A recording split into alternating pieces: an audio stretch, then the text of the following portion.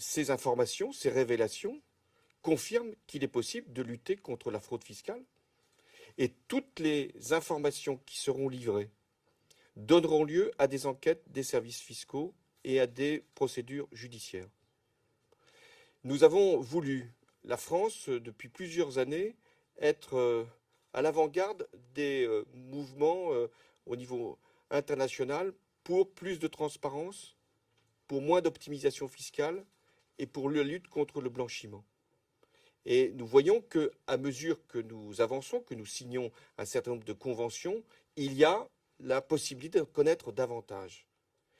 Nous voulons même, au plan législatif, ça va être l'objet d'un texte qui va venir très prochainement au Parlement, montrer que sur la transparence, la lutte contre la corruption, la France peut là aussi prendre un temps d'avance, y compris pour protéger les lanceurs d'alerte. C'est grâce à un lanceur d'alerte que nous avons maintenant ces informations. Ces lanceurs d'alerte font un travail utile pour la communauté internationale. Ils prennent des risques. Ils doivent donc être protégés. Mais ce que je peux vous assurer, c'est qu'à mesure que les informations seront connues, toutes les enquêtes seront diligentées, toutes les procédures seront instruites et les procès éventuellement auront lieu.